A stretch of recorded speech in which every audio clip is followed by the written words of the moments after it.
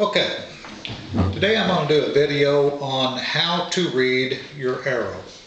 As bow hunters, we spend a lot of time in our selection of arrows that we shoot, the broadheads that we shoot, and a lot of times after we make the shot and we get down and get to the arrow, we don't really take enough time to let the arrow talk to us. An arrow will actually tell you the tale of your shot. So I want to go over a few things today as far as different things to look for, characteristics as far as the things that you want to look for after the shot has actually been made and the arrow has passed through the target.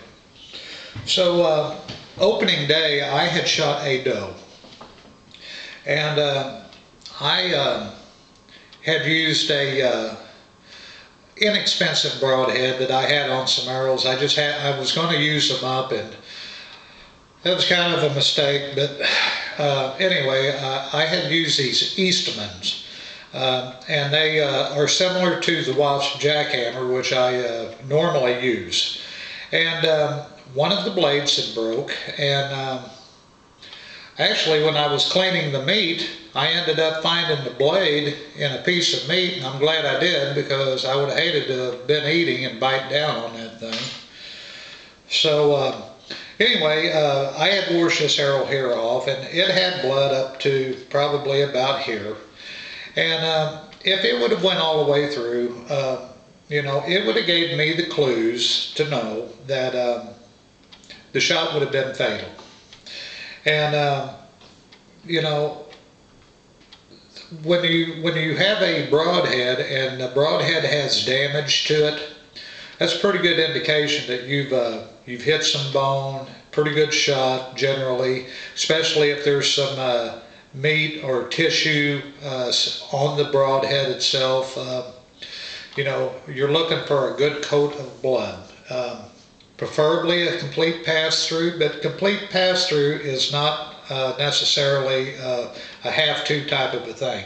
Now, I did end up shooting that doe 2 times to kill it, but this broadhead cuts a 1 1/2 inch diameter hole, and I like big holes. But anyway, on Columbus Day, I shot a button buck, and I used the jackhammer on that, and the shaft here on this arrow was completely covered with blood all the way through the fletchings. It was about dark, and this button buck had came down underneath me, and I had shot down through it, and it took off running, but when I shot it went and it took off, and these jackhammers, they make kind of a thwack noise. So I knew that I had a pretty good shot on it, but when I got down, I found this arrow laying on the ground. Like I said, it was just coated with blood. And that's what you're looking for. You're looking for a good even coat of blood, and the fletchings. You want blood all the way up into the fletchings, preferably. Complete pass-through is ideal, but you don't always get it. Now, another thing that you should look for, and happens quite often actually, especially if you shoot a bigger deer and you hit them up in the shoulder area, is you get broken arrows. Now this is a part of an arrow. I had done a video on muzzy broadheads, and I had spoke about a buck that I had shot, and I did not get a complete pass through with it, and it took off running, and this arrow actually hit a tree. I saw it, and this is an aluminum arrow. That shows how back this arrow is probably 8 or 10 years old, and when I first started bow hunting, I was using wooden arrows, and as a little kid, but it just goes to show how arrow advancements have how far it's come over the years. But once again, here's a broken arrow, and you can see where it broke. It broke farther in the back. Now, if you get an arrow and it breaks up here in the front, that can be a little iffy. But generally, if you find an arrow and that thing is broke this far back, you know that chances are good you're going to be taking deer home that night. And now this is a carbon arrow that I had shot a buck with last year, and you know, it didn't have much blood on it. The back of it, it didn't have any blood on it because, you know, it broke off. And you know, I was kind of iffy about that shot. Now, I was in my stand and that deer had ran quite a ways, and I did happen to see it through my binoculars. And I saw deer or blood on that deer, and you know, I thought that it was a good shot. And you know, I went back the next day. I backed off and I went back the next day because, you know, the arrow told me wait. So I did, and that deer was down in a ditch. So broken arrows with good even coats of blood.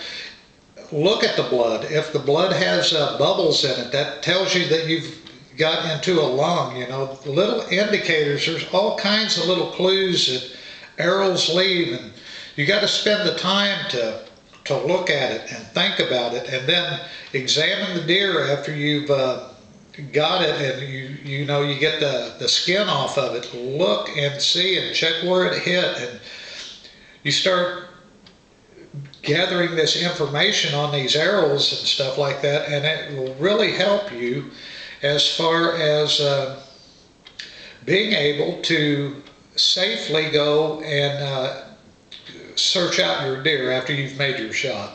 Because, you know, I've made shots and I've had arrows give me false clues. Lots of blood and stuff, and then have to either look a long way, or there have been even, I shot one last year and it was just coated with blood, and I didn't even find the silly thing. And that just kind of blew my mind on that deal. I mean, I couldn't believe that. But reading an arrow can be very tricky. It takes time, and you have to really pay attention and look and retain the knowledge that the arrow gives you. And because, you know, like I said, you can look at an arrow and find a little bit of blood. This arrow here had hardly any blood on it, but it broke. And that, I did get that buck. But, you know, it's just, reading arrows can be quite tricky. And the only way to become good at it is through practice. So anyway, I want to go to the photo book real quick, and I'm going to show you some pictures of some arrows and stuff, because these arrows here, the blood's all been washed off or it's all dry, and we're going to look at some fresh arrows.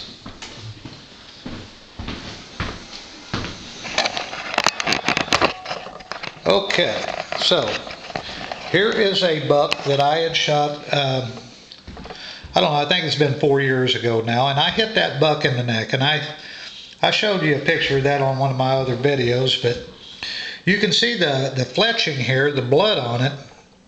And I was up in these trees back in here, and I had put some deer scent across this field, and that buck was running along the edge of that over here, and he picked up on that scent, and he came out there, and I unloaded on him. And you know, the arrow, I looked at through my field glasses and saw it out in the field, and I knew that at that point that I had made a good shot on that buck, from a distance even.